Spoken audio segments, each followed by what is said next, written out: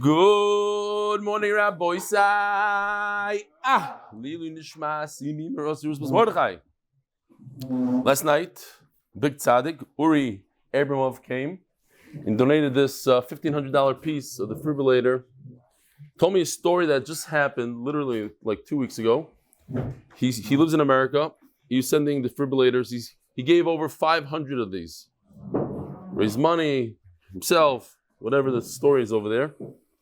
So he's sending a bunch of defibrillators to R Yisrael, and the guy that was bringing them walks out of the airport. He's outside, where the taxis pick up, and there's a guy lying on the floor. And they're trying to resuscitate him, and it's not going. And he hears the Atzal guy saying, "If I only had a defibrillator." So he says, "I have one." So why do you have one? Bekitzer, he pulled it out, and they saved the guy's life. He's going to visit him now, today I think, or whatever. 50-year-old. So Beis Hashem will never have to use it, but thank you very much, Reb Uri. Yidele Greenbaum in the airport in Poland. Let's see if I can get it to work.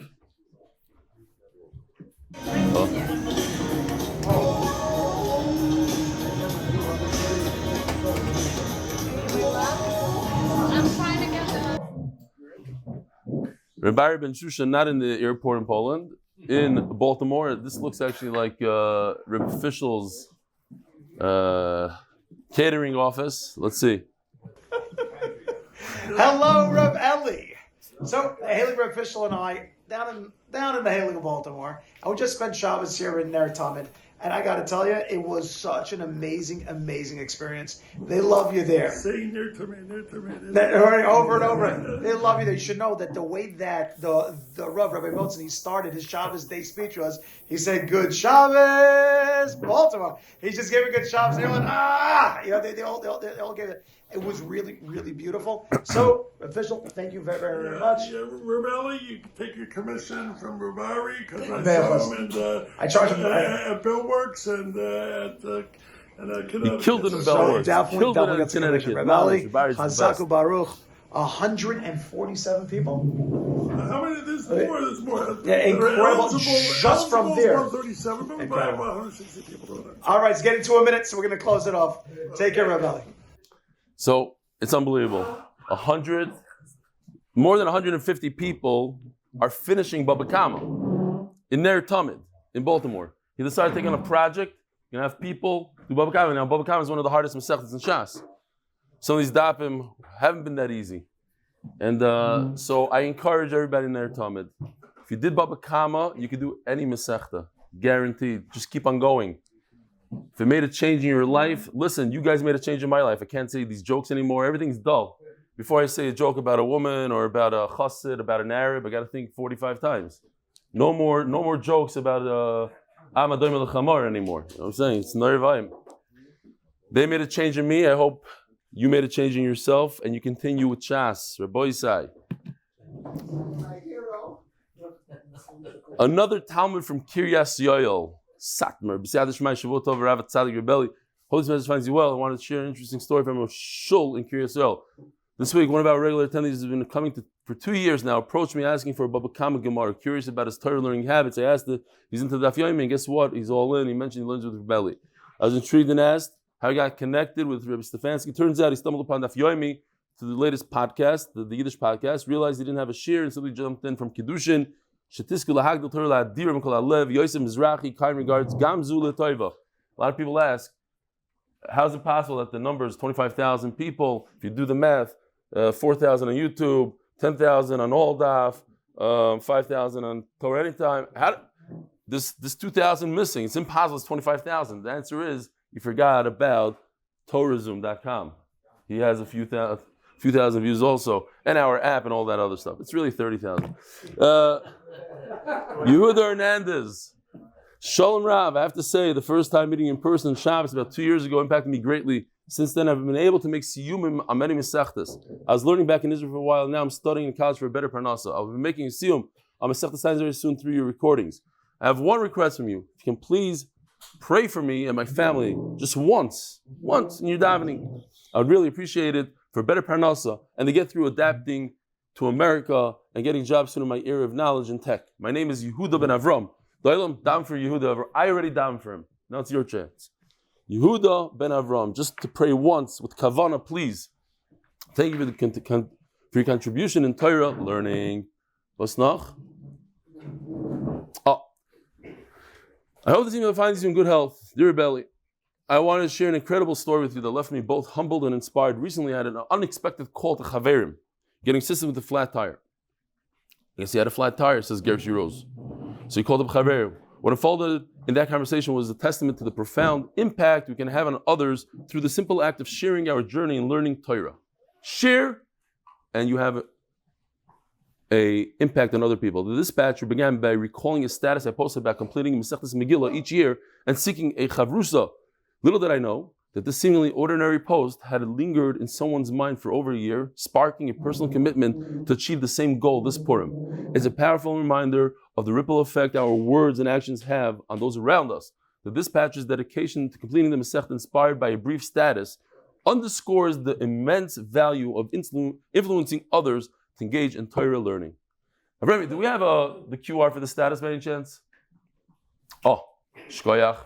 Rabbi Sai, you can take out your phones now and go on that QR code, and that will hook you up to what? To the status group. And once you're in the status group, they give you videos so you can share on your status. I'm waiting for Mendy to do it, then I'll go weiter. Till then, you don't have your phone here. Yeah, one time you actually did status with me. No, here. I'd like to extend my gratitude to Shimi Shapsi Yosef and the incredible community of 770. 770, Rabbi says 770. And Punk today I have a story from one of the Lubavitcher Rebbe's, Friedrich Lubavitcher Rebbe, who spread Torah on the Clips Sharing Status Group. Their collective efforts of spreading Torah to thousands, embodying the essence, even the Rosh Koilel.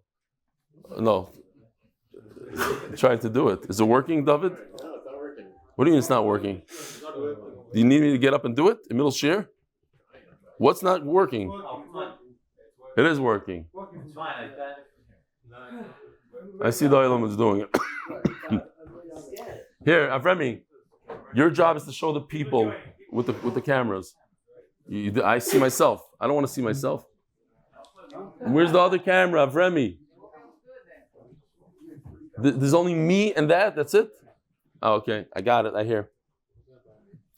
A special shout out goes to Rav Eli Manuel, whose encouragement led to the creation of the status group. May our shared commitment to Torah learning continue to inspire and uplift those around us, creating a positive impact. The residents far beyond individual efforts, wishing you joyous and meaningful Purim.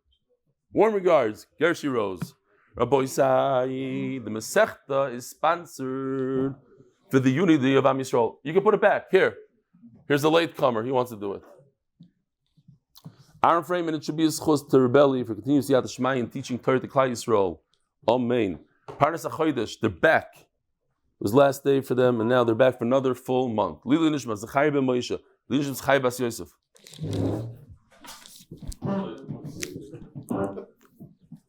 Lili Zechariah bas Yosef. Parnas HaChodesh, Mazal Tov Ahron, Reb Eli, and the entire mishpacha on the birth of Sophia Ruth. Parnas HaShavua, zchus for my daughters, SB bas SR and EM bas SR to find shidduchim b'karev. Parnas HaShavua, Presser family, zchus for Refuah Shleima of our mother Rachel bas Rivka Hennah. Refuah Shleima. Parnas HaYoim, Maxwell Kellen, in loving memory of the art side of Tsippora Shaina bas Rav Meir HaCohen. Shama should have an aliyah. Parnas HaYoim, in memory of our friend Chaim Elefant Chaim ben Yakov Shmuel on his first yard site.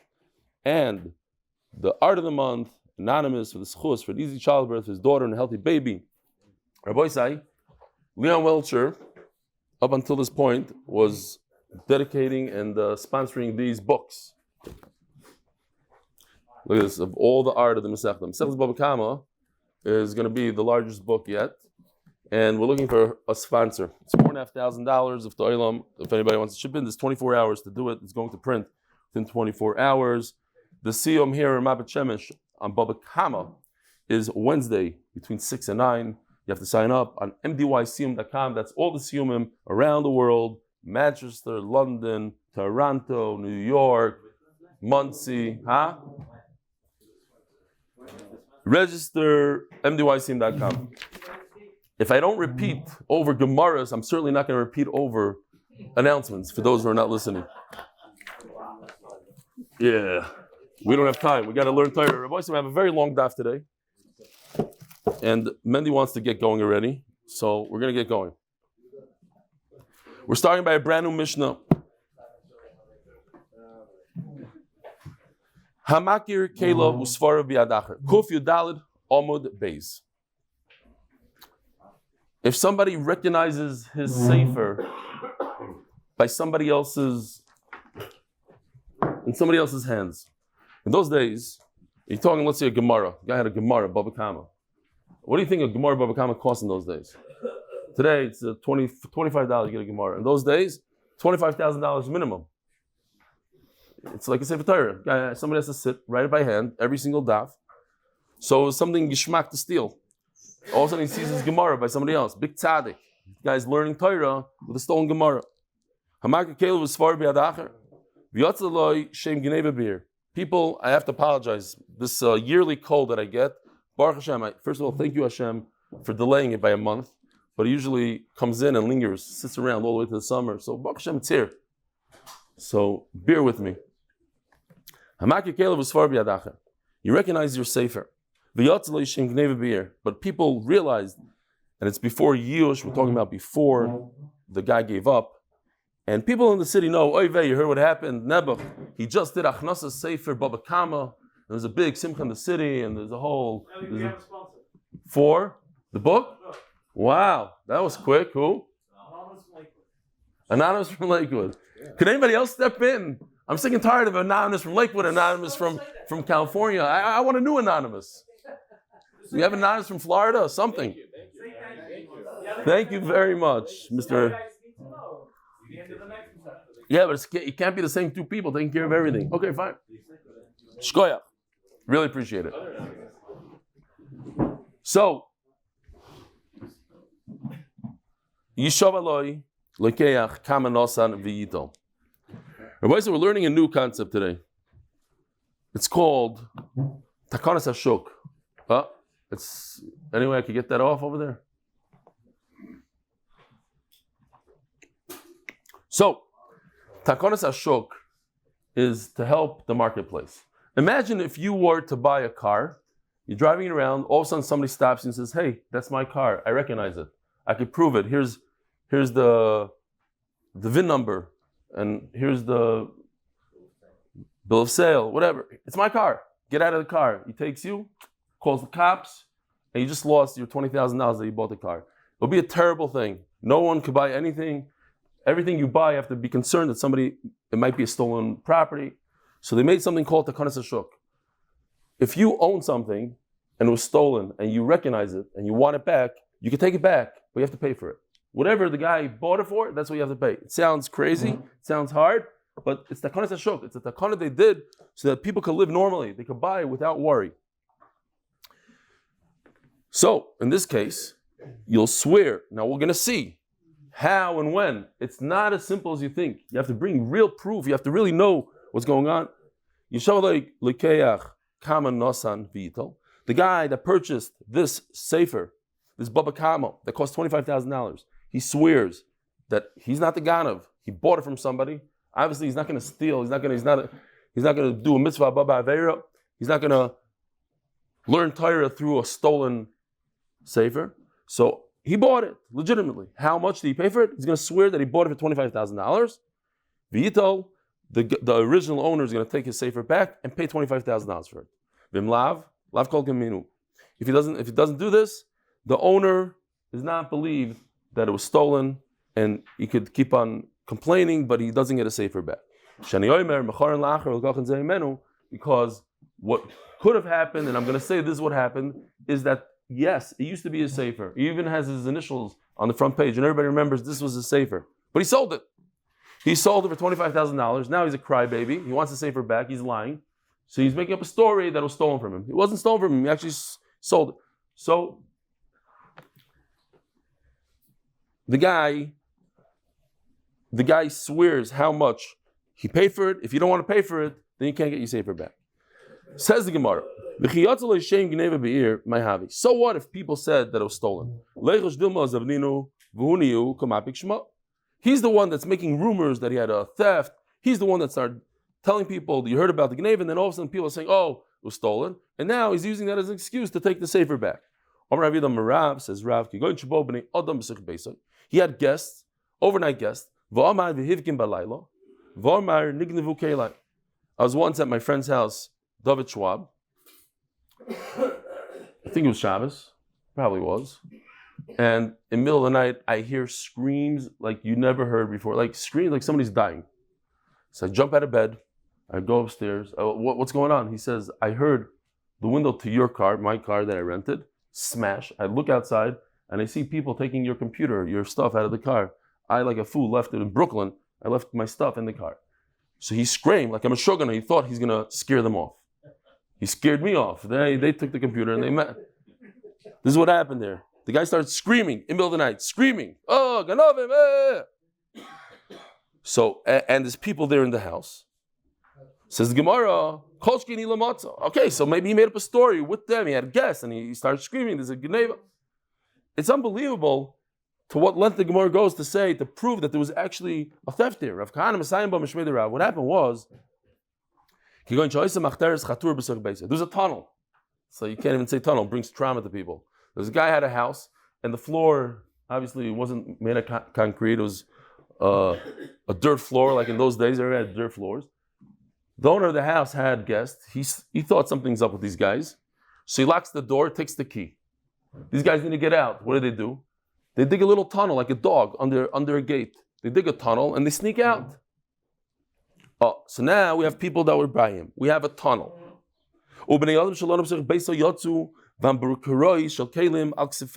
And they're leaving with loot. People see, they witness people crawling out of a tunnel with these big sacks of stuff. Gewaldig. And people are saying, oh, do you hear about the theft? Oh, and then he said, my sefer is missing. Now it makes sense. The Gemara is not happy with the story. We need more. Maybe he was taking pots and pans, the Ganav. How do you know they took valuable svarim? People are saying, the rumors in the street, that they took his books also. Maybe they took the smaller books, not the larger books, the thicker, not the thicker ones, the thinner ones. Sefer, Pliny, Upliny. So if there's one thing that we're going to take off the giant list, that he had guests, and there was a tunnel, and that people saw him with the sacks, and people said it was Sefer, and they know the name of the Sefer, that's the one thing we're going to take off, the name of the Sefer. Why? Why don't we believe in it? Because somebody, I know, that's what I'm saying. Because we have Takanas Hashok. Takanas Hashok. People are allowed to buy. Yeah, Ad Kedikach. We know that it's yours. He claims he bought it. Prove it. You have Aiden that he was stolen? It's all rumors at this point. Yeah, pretty strong. I know, that's what I'm saying. It's like one of the most severe cases of the Gemara saying that it's almost impossible for this to happen. You have to go through a lot of steps here. Says the Gemara. This Rav says that people are saying this is the Sefer. Which one? Oh, this is one. There's another one. Maybe the Sfarim that were stolen were old ones, not like in nowadays that you go to Gnozim, which is owned by Stefansky's, by the way. Gnozim, and you get an old Sefer and you pay big bucks. Over there, old Sefer. The guy is claiming it's new, it's valuable. Omarav, Kigon the Army Halalu, Caleb Shalploini, Halalu Svarim Shalploini. Okay, people know the name, they know the name of the Sefer, it's a Baba Kama. So this is what Rav said. People said it's so-and-so Sefer, this is the name. This is a nuclear bomb right here. Mam Shanuk. Omarav, Baba Machteres, V'not al Kalim V'yotza Potter. Listen, it's incredible, this halacha. You're not going to believe it. The famous halacha of Machteres. Somebody comes in the middle of the night into your house, in a tunnel. What's he doing in your house? He knows, today also, somebody comes into your house in the middle of the night, he probably is armed and dangerous. And he knows that you're going to put up a fight. And if you put up a fight, he's going to fight back. And he's going to kill you. And he's going to kill you, you're allowed to kill him first. So therefore, if you kill him, you're potter. Says Rav, incredible. Based on everything we learned in this Masechta, there's a concept called Kam Le B'Deravine, or Kim Le B'Deravine, Mendy likes to say. Kim Le B'Deravine. if you have two einshim, you have the einish of Misa, you chayav Misa, and the einish of Mammon, you have to pay for something, and you pay with your life. You only pay the greater of the two. You pay for it with your life. Since this individual, you could kill him, so basically he paid with his life. And we learned already that you don't have to die. As long as it's available, this einish, even it's like b'shoiging, and you don't die, but it's an idea of Misa over there. It's floating. The idea of death penalty is there in the background. You don't pay. It's I know, there's a lot to understand there, because we're not talking about an einish here. We're talking about a physical thing. I could kill him. I'm not punishing him. I'm just killing him. But anyway, since there's a concept of death here, he could go scot-free. He could take your stuff. Like literally, it's Rav Sinigra. It's hard to understand. But that's what Rav says. I told you, it's a nuclear bomb. He dropped the nuke on us. Since he is taking a risk in his life, so therefore, when he steals things, how did he pay for what he stole? With his own life. My taima b'dmei kananu. He bought the theft with his life, with his blood. So over here also, when these guys, these guests, these unbelievable Shabbos guests, no good deed goes unpunished. You fed them, you had them, you gave them room and board, and what do? They ruin your house by digging tunnels, and then they take all your stuff out the tunnel. They should be potter, because come live with the Rabbi Minei. So the Gemara says, no. Let's not exaggerate here. When the guy comes from the outside inside, he digs a tunnel going into your house, now he's a dangerous fellow. Because he gave himself up to death. These are guests. They came to your house with permission. They didn't give up their life. You're not allowed to kill them. They're your guests. You can't kill them now at this point. So Rav's halacha doesn't apply. They do have to pay for the theft. Omar Rava. It gets even more. There's another step here. No, I can't get it. It's like, it doesn't make sense. We know what the name of the sefer is. We know there's a guest. It wasn't the stamp tunnel. It was from the guest. And people have the rumor. And now it's a person that sells his stuff. He constantly has garage sales outside.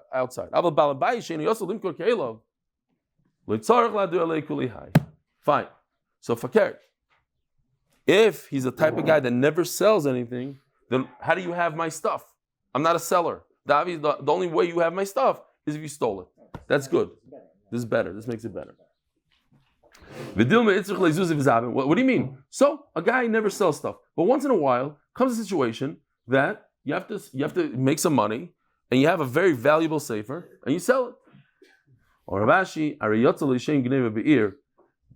since there's two things going on here. First of all, he never sells his stuff, almost hardly ever, and also people said in the city that he had a robbery one night, so therefore we believe him. Itmar. So now we're taking it a step further. Now we know who the Ganav is. The guy stole something. He stole a car, sold the car, and now the Ganav. Here's the Ganav. The whole city knows he stole cars. He's the guy. So who do you go after? You want your car back.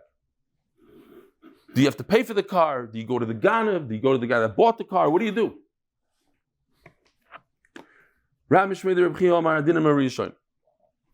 So it goes something like this. The guy has a $2 million collectible Ferrari.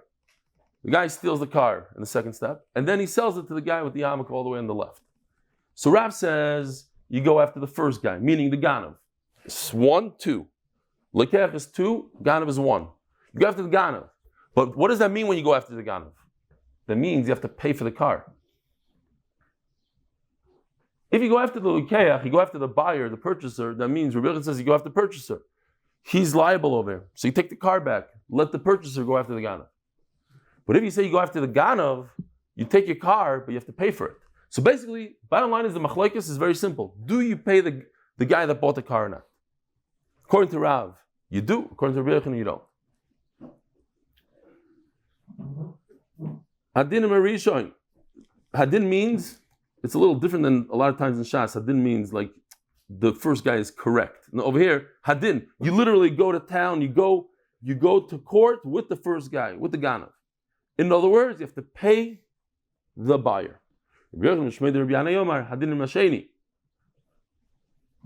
The halacha, you deal with the second guy, the buyer, the purchaser, and you don't have to pay him. The money from the ganav and then What? You get the money from the ganav and then pay the buyer for the car. No. You go to the buyer. You go to the buyer. You get your car back. Let the buyer deal with the ganav. The buyer gave the ganav money, so let him go to the ganav, knock on his door, say, "Give me my money back." It's not your problem. It's your car. Right. Rav says. When it was stolen. Rav Yochanan says. When it was stolen from. He doesn't have to pay.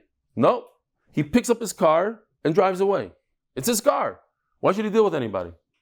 Says Rabbi Yochanan. He's not paying for it. According to Rav. According to Rav, he has to pay for it.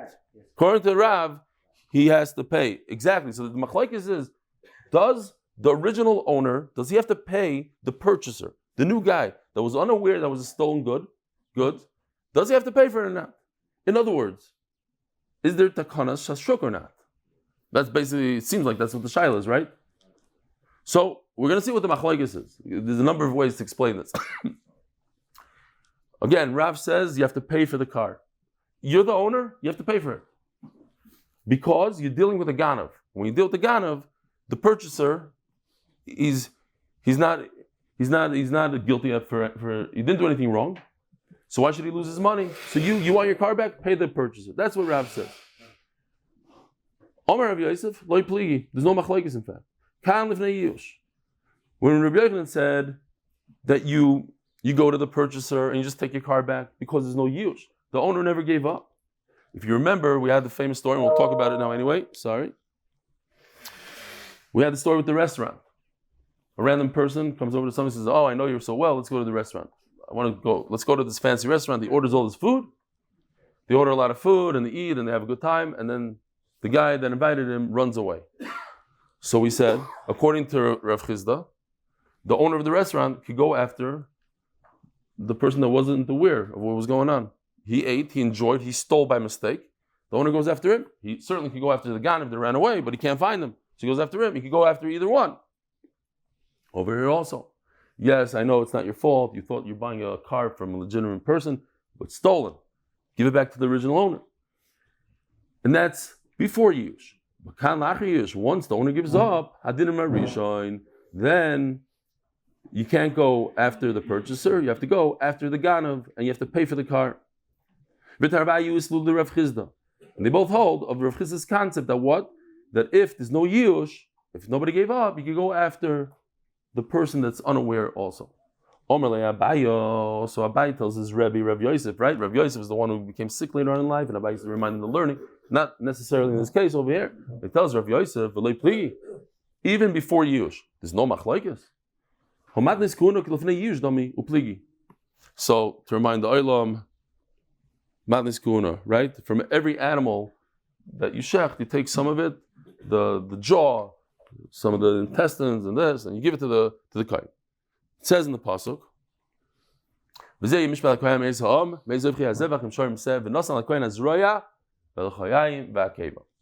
so, who owns the Matnis Kuna? All the kohanim in the world. So, let's say Reb David over here, Kohen or Dani, they give up on it.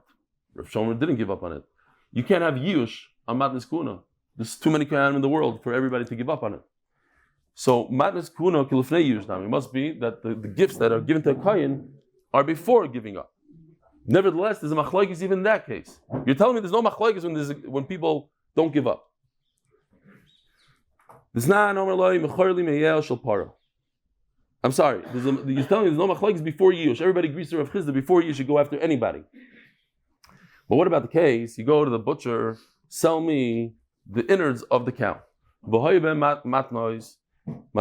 Inside the innards, some of that belongs to the kohen. He has no right to sell to you. The person that purchased the innards, he has to look around. Oh, this part belongs to the kohen. Let me give it to my neighbor, the kohen. And the butcher doesn't give him a discount. He said, give me the innards. Okay, included in innards are some of the intestines that you have to give to the kohen. He doesn't get a discount. But if he told him, I want 25 pounds of innards, then obviously it doesn't include, you can't charge me for weight that doesn't belong to you, that you have to give it away. Then you do give that thing to the kohen, and you get a discount. Says Rav, listen to this. This is the problem right here. That if the butcher himself waited, then you go after the butcher and not after anybody else. But according to what we just said, you go after either one. You go after the butcher, you go after the purchaser. You go after the guy who's sitting in the restaurant, the ganav that told the guy to come to the restaurant, or the guy that's sitting there like a nebuch. He had no idea. You go after the butcher who knows what he's doing, or you should be able to go after the purchaser who didn't know what was going on. So therefore the Gemara changes it. You don't go only after the butcher, you could go also after the butcher. In other words, like Rav Chizda, you go after whoever you want. The same you cannot steal, halachically, you can't steal the matnas kuna. At the end of the day, it always goes back to the kohen. There's no yush, there's no stealing. So therefore, I think that the kohen could only go after the purchaser, not after. In other words, a purchaser purchased matnas kuna. Comes the kohen and says, give me my matana right now. So I think that since it can never be stolen, so that's the only way to do it. You can't go after the butcher. Right now, the matana's in the purchaser's possession. So he goes after the purchaser. No, he could even go to the butcher, go back and say, I want my matana, you get it from the purchaser. Now we go back to this for a second. Oh, I had a rough night last night. You're going to takfakai now? I don't even know what takfakai is. I'm kidding. Whatever. A different masechta. Isn't it Bava Metzia coming up? Huh? Coming up. It's not hard. Nothing Bava Metzia is hard. Bava Metzia is easy, fun, geschmack. As long as you start it, then we'll talk later. Yeah, we have a machlokes between Rav and Rivka Hennah. You see on the chart. Who do you go after? Do you go after the ganav? In other words, you have to pay for the vehicle, or you go after the purchaser, you just grab the car back, say, you stole my car, you bought stolen goods, give me my car, you deal with the ganav. Abai says, Domar Pligi, there is a machlokes. Rav Yosef try to say that they're not machlok before Yush, after Yush. Abai says, no, this is machlokes. But my Pligi, so what are they arguing on? With the Rav Chizda. Yeah? Basically, Rav Chizda, let's just see Rav Chizda for a second. A guy stole something, the purchaser bought it, ate it. It's not Yush yet. So according to Rav Chizda, you could go after the ganav, you could go after the guy that ate it. You can go after whoever you want. Is that true or not true? That's the machlokes. Rav Zvid Omar, we're talking about, in other words, if there was no Yush, says Rav Zvid, everybody agrees with Rav Chizda. You can go after whoever you want. But we're talking about interesting. What happened was the Yush happened only later on. So in other words, what happened? There was a Shinu Rishus first, and then Yush. Not Yush and Shinu Rishus. Usually it goes in a certain order. Give up, change possessions. Over here, change possessions, then give up. And the machlokes is Marsava Yush. Rabbi Yochanan holds Yush v'achakach Shinu Rishus, Kani Shinu Rishus v'achakach Yush like Kani. Says Rabbi Yochanan, you can't make a king like that if you do it out of order. Okay, so we have different ways to say what they argued on. And Rav says there's no difference how it happened. You need two things. You need Shinu Rishus and Yush, or Yush and Shinu Rishus. Either way, you do it, it works, and it becomes yours. Rav Papa Amar. Rav Papa. Here we go. Sorry. Let's show this for a second. Here. So first of all, we have a ganav. You see the ganav? Here's ganav. Here's a woman who has a nice fur coat. And he chaps her coat away. Okay. So the ganav has a coat. Now, none of the guys in their Talmud told me they don't want to see any faces, whatever. So we're very mindful for them. Most of the Olam doesn't care. There's a certain machmirim over there. Whatever. We have to be sensitive to everybody. So, Rav Papa says like this. When we're talking about clothing, so over here, Rishon and Sheni is a little different. Over here, we're going to see when it's a garment or something, you have to give it back to the owner. Do we make a special takana that people should be able to purchase? The halacha is Rav says you go after the ganav. You take the money from the ganav, 1,500 you get from the ganav. In other words, we don't care. You go, you take the coat, and let the purchaser deal with the guy. No, you could deal even with the second one with the balabais. Okay. That what? There is a takanas hashuk. We do care. You have to pay the purchaser. Does Rav not hold of this whole concept of takanas hashuk? If Rav Huna did takanas hashuk, so that means Rav also did takanas hashuk, because Rav Huna was Rav's Talmud. He wouldn't do something his Rebbe didn't do. And the Chanan Bisha, the famous Chanan Bisha, the bad guy, his name was Chanan. Gonav Glima V'Zavno, he stole a garment and he sold it. Also came to Rav Huna, and he came to Rav Huna, or they came to Rav Huna. Only Lau Gavra, he told the owner, Zil Sharevitach, go pay. If you're paying the purchaser, that means that's the takanas hashuk. The original owner of the garment, he told him, go pay for it. That's the takanas hashuk. Right? They found the ganav. They know it's Chanan Bisha. Yet, he said, this is takanas hashuk, you have to pay for it. Says Gemara Shani Chanan Bisha, the Kivin Lekadish Lumine, Kalur Kadami. Chanan Bisha is different because you can never get money from him, so it's as if we didn't recognize that there's a ganav. Okay? We don't recognize the ganav. Omarava, im ganav mefursamu, if he's a very famous ganav, and you purchased something, you bought a Ferrari from a very famous ganav. Yeah? You have no business purchasing things from a famous ganav. You can't come later and say, oh, takanas hashuk, I purchased it, so I'll give back the car, but you have to give me cash first. No, you bought it from a ganav. Expect to be fooled and purchase bad stuff. La'asu, boy, takanas hashuk.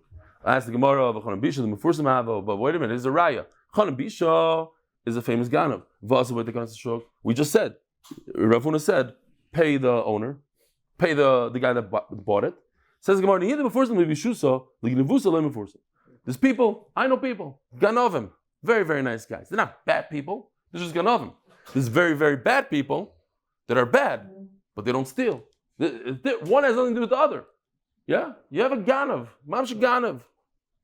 He's Rabbi, the Rabbanud. He's a ganav, he has a good heart. He tries to help the poor. One has nothing to do with the other. So over here, Chanan Bisha is a bad guy. He's a bad guy.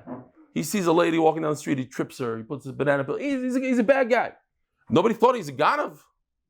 Oh, so you didn't have to worry. Maybe you're going to buy something big name from him. But it happens to be that he's also a ganav. Idmar. There's people that are both, by the way. Stop. Idmar. Ganav upara b'chayvai, ganav upara b'kefai. So it goes like this. Very, very simple. By the way, you're going to have much easier sugyas if we ever get there when it comes to the Mishnah. Look what happened over here. It's a three-step process. You have a malva. You have a guy that's lending money to the ganav with the striped thing. So step one, he gives him a bag of cash. Step two, the guy wants to pay back his loan. So what does he do? He goes and steals a coat. Step three, he takes the coat, gives it to the guy that lent him money. Is there takanas hashuk here? When the owner, the lady, the original owner of this coat, she realizes that there's a guy, Mr. Malva, is walking around the street with her coat. When she takes the coat away from him, does she have to pay him for the coat? The $1,500. No. Rabbi Yisai, what's the answer? The answer is no. Why? Because the Malva, who took the coat all the way in step 3, he didn't give the loan because he was receiving a coat. He gave the loan 3 months before that. Nothing to do with the coat. It happens to be the Ganav gave him a coat that's stolen. So now the woman comes over to him, she grabs her coat back and doesn't pay a dime for it. If he gave a loan because of the coat, then this is takanas hashuk, he would have to get paid for the coat. But in this case, he didn't give the loan because of the coat came on its own. Says Gemara, Gonavu para b'chayvar, Gonavu para b'kefar. He stole and paid back for his loan. Gonavu para b'kefar, or he stole, he paid back credit. There's no takanas hashuk. Damri, lo yadayta danu, you have to limidi. I didn't give you money because of the coat. However, mashkanta shavi mosam b'meya. But if I only gave you the loan because you're giving me this coat, and the coat is worth $1,500, and I'm giving you $750, I'm giving you half the value. Then, without this coat, I wouldn't have given you the loan. So therefore, if you're the real owner of the coat, you have to pay me for the coat. But what if shava b'shava? What if I gave a loan $750 or $1,500 for a coat that's worth $1,500? Over here we have a shayla. You didn't give the loan because of the coat. It's the same value. Nobody in their right mind gives a loan for a perfect equal mashkin for the same price. The mashkin is always more money. You want a guy to have an incentive to pay you back. So then, why do you give him a loan? Because you like him. He's a nice guy. It just happens to be you took a mashkin. But it wasn't because of the mashkin. Also by the only reason you gave him this loan is because he gave you a collateral. You're right, the collateral is not that valuable, but that's the reason. The nakar is over here. Zvina shava b'shava, also by the shuk. If you sold something for the gneva that's equal, there's the shuk. If the guy comes and takes his stuff back, you have to pay for it. Shavi ma b'masan, but if you bought something that's only worth 100, and the guy paid 200, Rav Sheshes Omar Li also by the shuk. Very interesting. Rav Sheshes says nobody pays 200 for something that's worth 100. So why do you pay 200? Obviously, he gave you a little bit of a gift there. He likes you, he gave you a gift, but it's not because it wasn't like a purchase. Rav Amma also by the shuk. It is a purchase. I want to say real quickly here, the Maisa from the Marriott. How do you pronounce it? Maritz, not Maritz, Marriott, right? Something like that. Huh? Maritz? I don't know. They say it, the Rebbe, the Marriott. Okay, fine. One of the Lubavitch Rebbes, when he's 14 years old, they sent him out to purchase a bottle of cognac. So he goes out and he can't find any store that's open.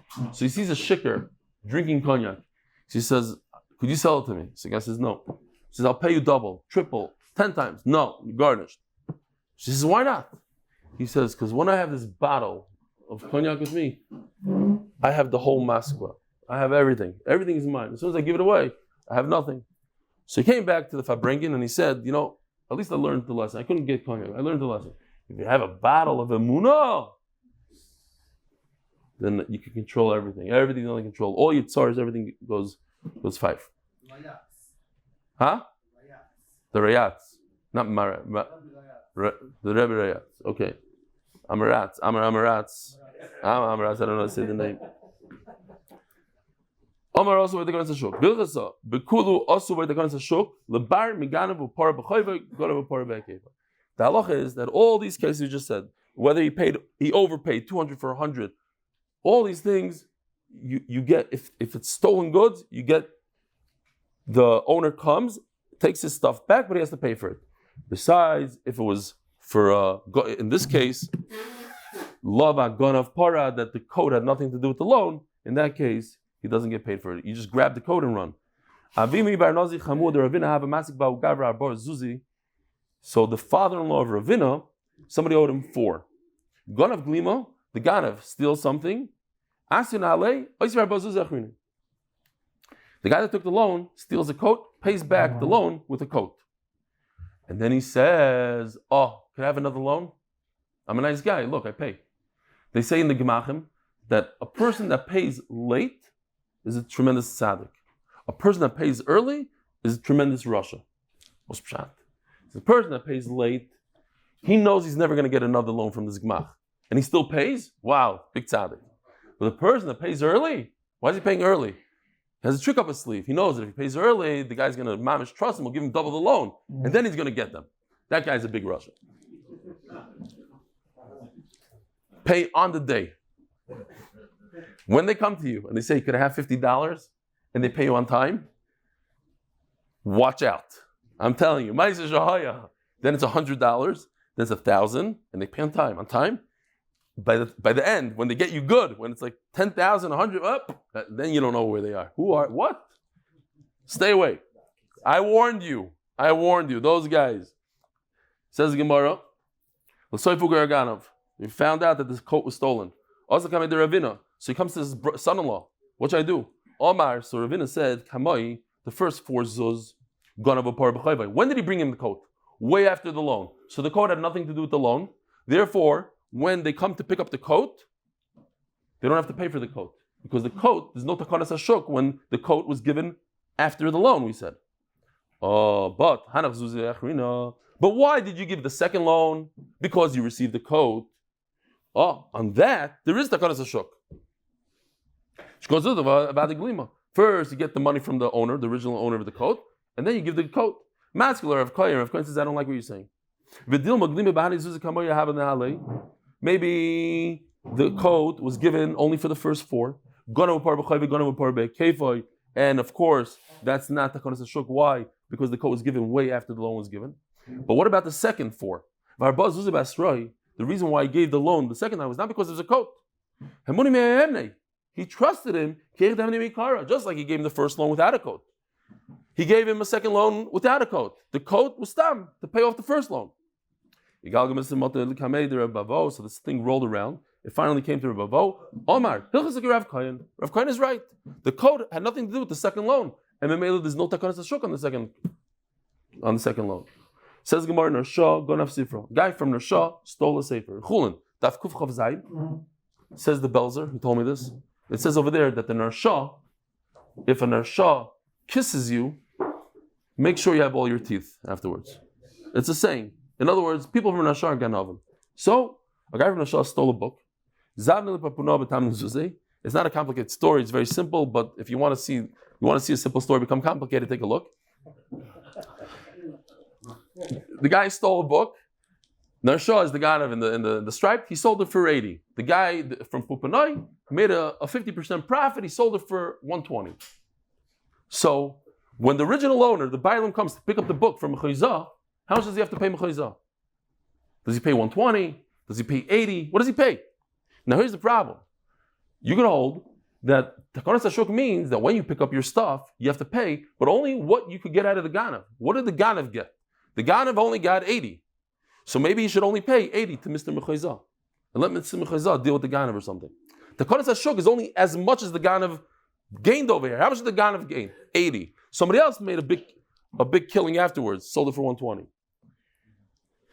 Zavna Pupana Betimnon Zuze, Bitmanon Zuze, he sold it for 80. Azal Pupana, so Mr. Pupana went, Zavna Bar Mechayzah, sold it to the guy from Mechayzah, but Mar Veser. The Soy Fuka Ganav, then they found out who the Ganav is. Go give Mechayzah only 80, even though he paid 120 for it, give him 80, because that's how much the Ganav sold it for. And then the Bar Mechayzah, you can see what Abai says over here. Mr. Mechayzah gets 40 from Pupa and 80 from the Bailam. If the purchaser purchased directly from Mr. Ganav, he has tattoos that say Ganav. Everybody knows he's Shlikul Ganav. He looks like a Ganav and he is a Ganav, and we find out he's a Ganav. You still get your money back. So if it's 3 people away, Mr. Mechayzah bought it from Pupanoi. He's a nice guy, Pupanoi. Certainly we should make a Takanas HaShuk, and he should get all his money back, all 120. So therefore, says Rava, yeah, he pays 120. And he gets his book back. The Lezer Mori the Sifra, but then the owner who just paid 120 for his book, he should get 40 from Papa, and 80 from Nersha. And now we have a very easy sugya, and therefore it should only take us about 3-4 minutes to finish Amud Beis.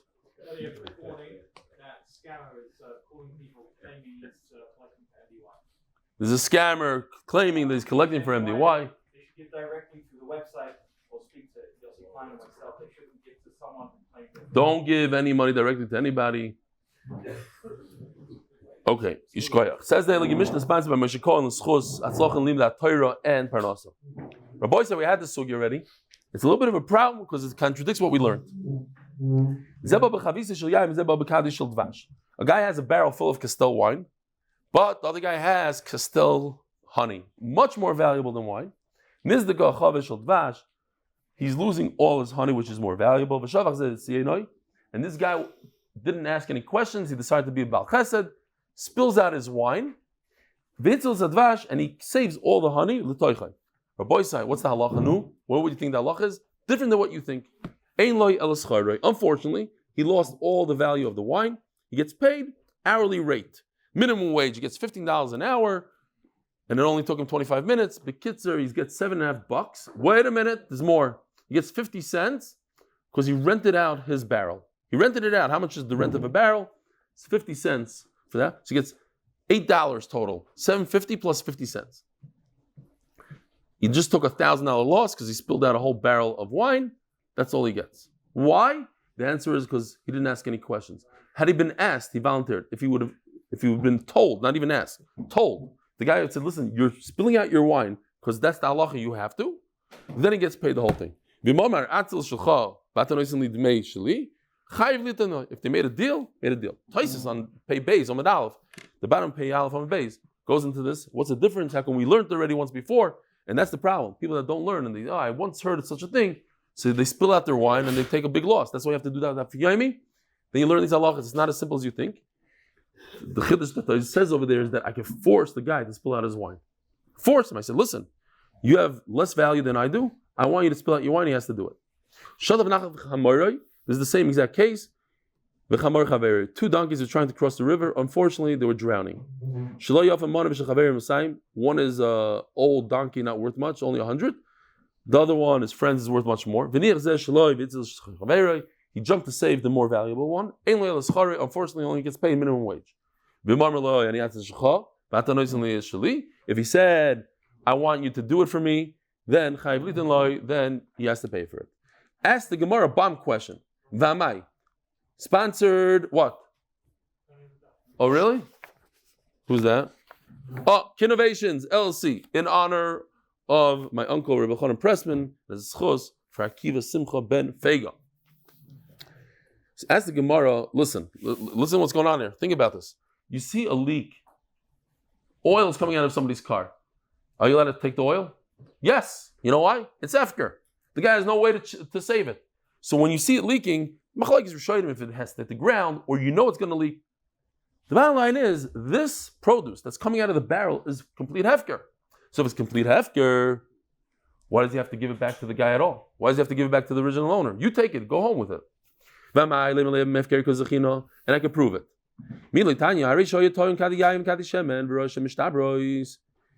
Guy has a great trick. He's on a trip and he has a bunch of wine barrels with him and oil barrels, and he sees one of them is broken. So it's going to go to waste now. So what does he do? He says, everything in this barrel should be truma meiser. I have to give anyways in my home. And then it goes on the floor and gets destroyed. At least I was yaitz truma meiser. I don't have to give the Levi anymore 10% of what I have. This barrel is his. He's not lo yoymar. You're not allowed to say that. Vim omar, and if he did, lo yomar klum. What could be the explanation? How come it's nothing? But he just took a barrel full of wine and he said it should be truma meiser. The answer is because since it's leaking, then the whole barrel is considered hefker, and I cannot use that for. It's not mine. It's somebody else's. I can't use that for truma meisers. So as we're going to see in 2 minutes, that Rav Eli is going to answer this answer. We're going to use it over here as well, just like Rav Eli says. In our days, it would be like a piece of plastic. They wrapped it with that plastic. What is it called? You know, the shrink wrap. They shrink wrapped it. So it's leaking, but not that bad. Okay, where do you say?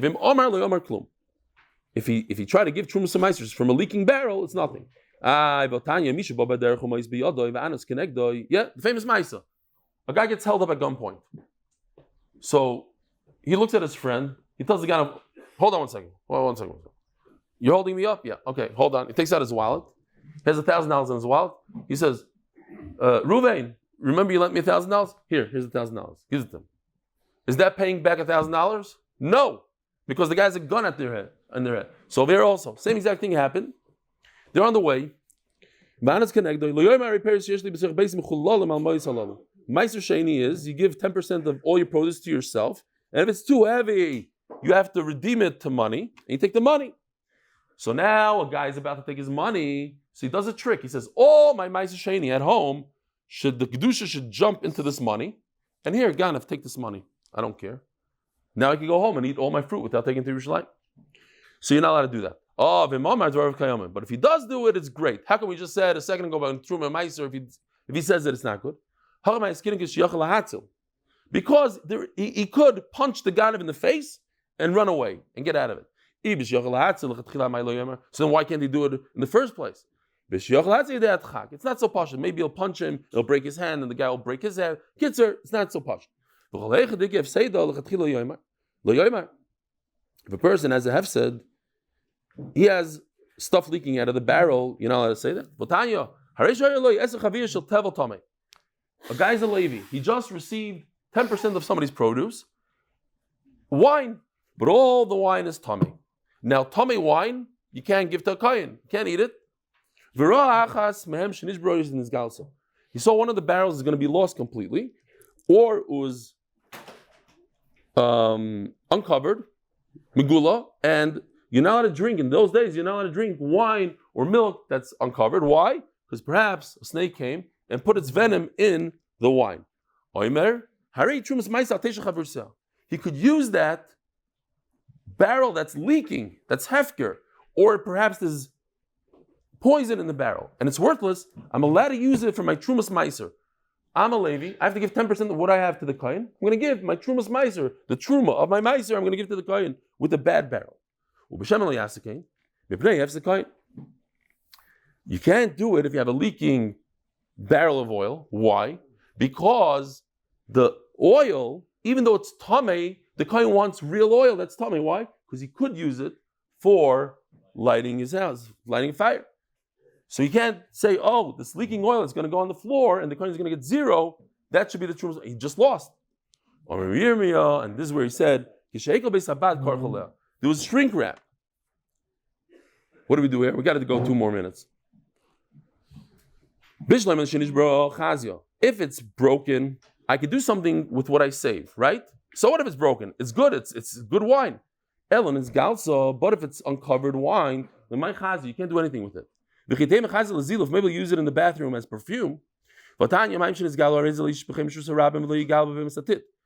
you have megula produce, you can't do anything with it. You can't pour it out in the street because somebody that's walking barefoot has a cut in the bottom of his foot. He'll step on it and die. You can't use it in your house to knock down the dust because maybe you'll die. Don't give it to your animal because you'll shech the animal, then you'll die. So the Gemara says it's talking about that he put it through a filter.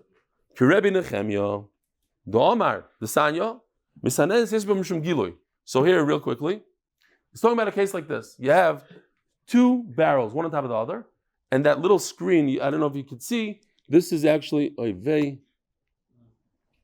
it's not working. Oh, if you look closely, you'll see it's a misanenes. Okay, now, so the wine is dripping from the top one to the bottom one through the misanenes. So we just said, it says in the Brisa that if you have a filter like this, it's still considered gilui. If a snake came, maybe a snake put his venom into the barrel. That's only because the bottom one is uncovered. Like in this case, that the bottom barrel is completely covered by the filter. Even though the upper one is uncovered, there's no problem of venom. Why? It's like a sponge. It won't go through the filter. I mean, it's mamish over sugya.